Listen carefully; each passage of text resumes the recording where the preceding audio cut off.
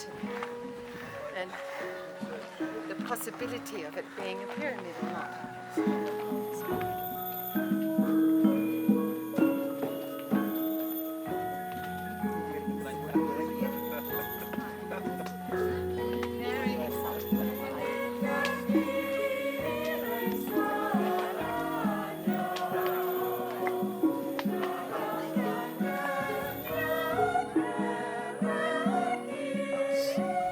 We're now in central Java, in a pretty rugged terrain, and it's taken us 5 hours to get here to visit this site. The name of this site is Gunung Padang, and it is interesting because obviously humans have done something here. They've constructed some sort of site here. We don't know yet what the purpose of this site is. We're interested to find out, and hopefully the Indonesians will continue to excavate and get to the bottom of it.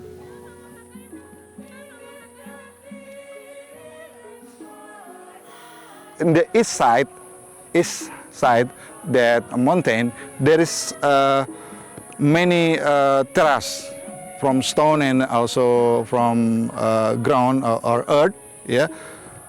At least 20 until 30 terrace, yeah. So this mountain like pyramid, so not natural mountain, but this is the mountain built by human, man-made.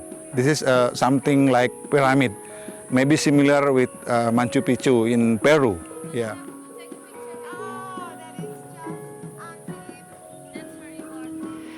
We came to Gunung Padang because we had heard about this mountain, that the possibility of it being a step pyramid, and we needed to validate the reality of this mountain, because if this place truly is man-made and this really is a step pyramid, then it has some significance against what we are doing ourselves. We came to Indonesia in 2005 in the hope of doing some sonar survey on the Sunda Shelf to look for an ancient civilization. Now, if this is part of an ancient civilization, then for us this is very exciting because it validates what we wanted to do in 2005.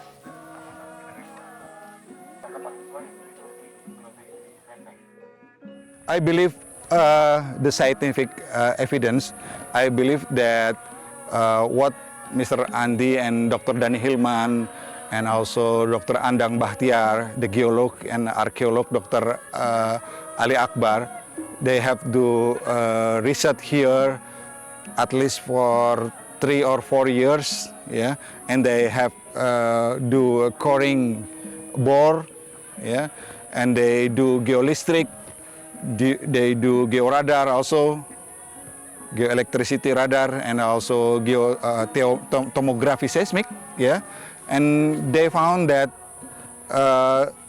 beyond or inside this building or that mountain, like pyramidal mountain, there is some ancient technology. In the top of the mountain, at the peak of the Gunung Padang, there is something like a man-made, and we try to discover it and we try to research it, and we found that is really man-made. About the stone of that building, I said it's not a mountain because it is some kind of a man-made. I said there is a human that can make something like this. It is very needs advanced technology. And I believe that a long time ago, the people knew the advanced technology, how to mix the metal and the stone, how to make some extra hot heat.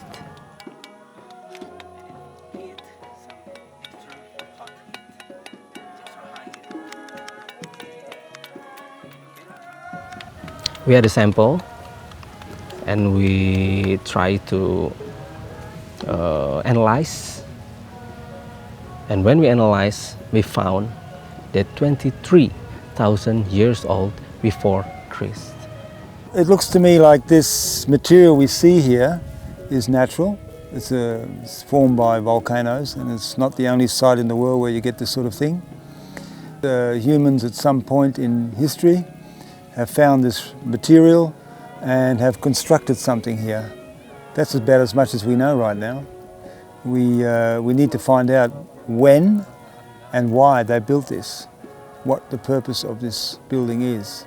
The whole purpose why we're interested in this is to see whether there is something in Indonesia that is older than the Ice Age. That's something that's Ice Age period. This might fit the bill. That would support our theory, which is that Indonesia was the seat of an Ice Age civilization. The Western philosopher from Greek, like Plato and also Hermes, they reference to the source of from east, and that is from Nusantara, or what Egyptians say that their ancestor came from east. That is from Pun. Yeah, Pun is the east from India, or East India. East India, there is Indonesia now. Yeah. Yeah, I can understand that Indonesian people would love to know that their country is the seat of the oldest civilization on earth. You can't blame them for getting a little bit excited about that. This idea was introduced here by myself and a few others, and has rather grown beyond all expectations. But I do caution not to get too hyped up about it.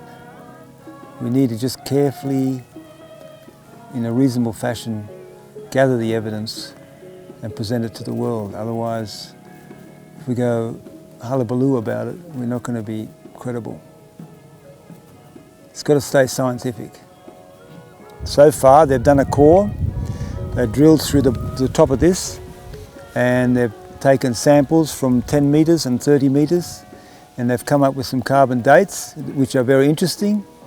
But I wonder whether we can take these as face value. I think we need to cross-reference with other things as well. What we do, our research, and also Mr. Diki research, and also Mr.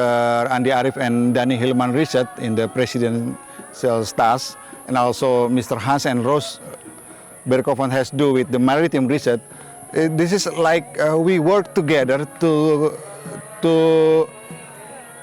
collect our puzzle. Yeah, the puzzle of our ancient civilization, the puzzle of the remnant of ancient civilization, and we collect together. I still think that the best evidence is under the sea, because during the Ice Age the sea levels were 127 metres below their present level, and the entire Java Sea and the South China Sea was dry land. And if there was a civilization here, and I believe it was just too prime a piece of real estate for that period. If there is a settlement or a series of settlements, it's probably at the bottom of the Java Sea. So we need to not just do land archaeology, we need to do marine archaeology as well. I've stated this to the Indonesian government, and I'm prepared to come in and help. Hope they will see the benefits, and we can work together and find as quickly as possible some proof that Indonesia is indeed the seat of the first civilization on earth.